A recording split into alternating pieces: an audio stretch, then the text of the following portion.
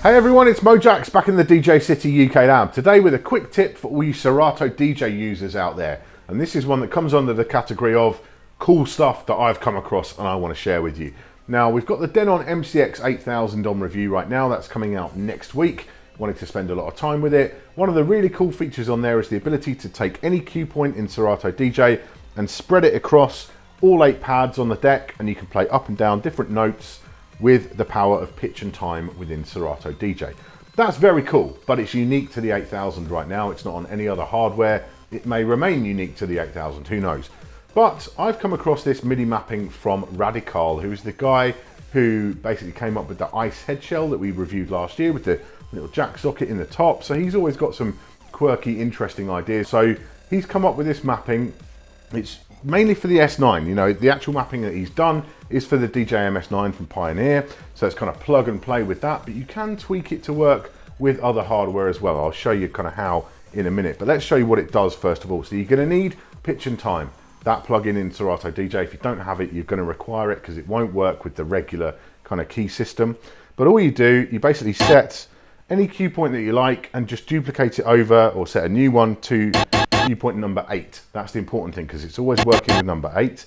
You then go through your different user modes. So user mode number 2, which you access through the roll button. And then that will actually spread that with the pitch and time. It's going to go up through different notes. So we're going to start off with 0. Then we're going to go plus 2 semitones, plus 4, plus 5, plus 7, plus 9, plus 11, and plus 12. And that's basically recreating effectively the white keys on a keyboard. That's the kind of semitones that you're going through. So it's all that same cue point, but the pitch and time is being adjusted as you're hitting the cue point. So I know already there are lots of you out there who are seeing this going, that's really cool, because that's what I did. I just looked at it, I was like, that's really cool. You can imagine straight away the possibility for adding extra dimension to tone plays and stuff like that for routines. You know, people like SK83 are already using this and are trying it out. This is the kind of stuff that's could set you apart from the crowd and really push things to a new level. It's really exciting. Doesn't have to be, you know, vocal stuff. You can use it for bass lines,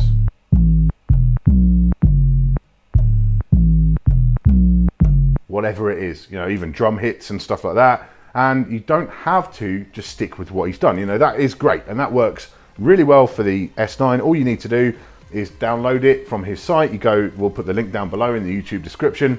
You go and get the XML, you put it into your MIDI folder in Serato DJ, and then you basically go into your MIDI and you load it up in there, and it's just going to work for you straight away. No issues there. But there are lots of ways that you could potentially tweak this. You could set different values of the pitch and time. So it doesn't have to be those values that he's got set in there. You could go in and adjust those. You can also remap it to other hardware as well. So you could use a standalone controller like this Korg pad control. You could remap your range 64, one of the layers on there, your 62, that kind of stuff.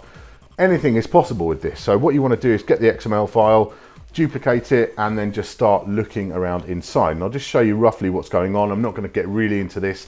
This would be a massively long video, which we can do at some point if you want us to really deal with the MIDI mapping stuff. Now, just to show you what's going on, so he's got a control for, where are we? Event number 12 and control number 16. So this is channel 12, note 16. We can see that on the S9. That's one of the quite cool things about that mixer. It actually shows you which MIDI message is being sent. If you don't have that, you can use something like MIDI monitor on the Mac or just use Serato DJ. I'll show you that. But yeah, control channel 12, event number, and note on number 16. And then we've got cue point. This is the cue point stuff, which will set the cue point and play the cue point. So cue point number 8. And then we've also got the key shift stuff in there as well. And in the case of the first pad, obviously it's shifting it to 0. It's not moving up or down any semitones at all.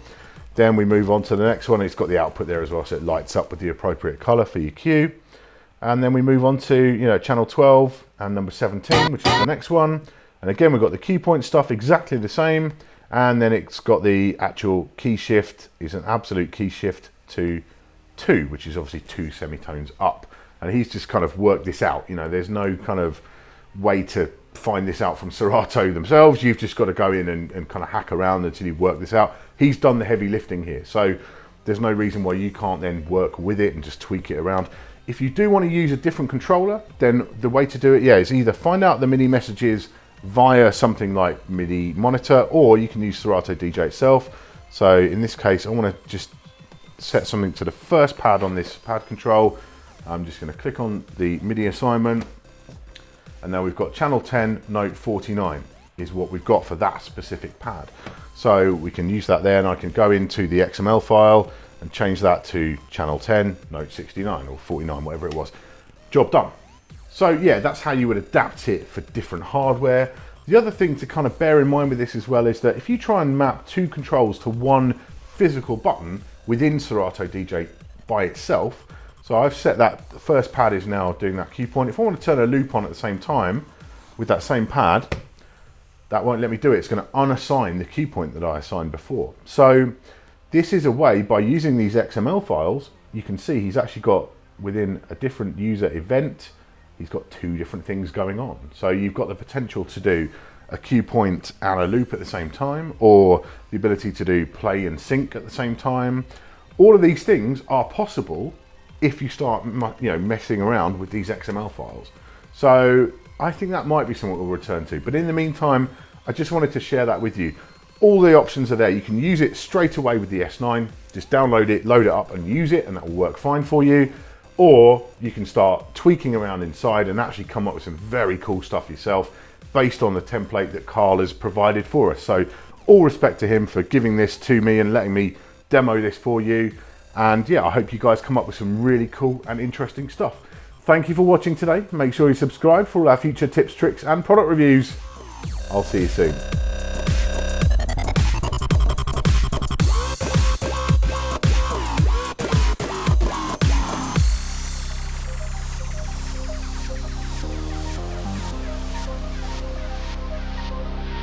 Mm-hmm.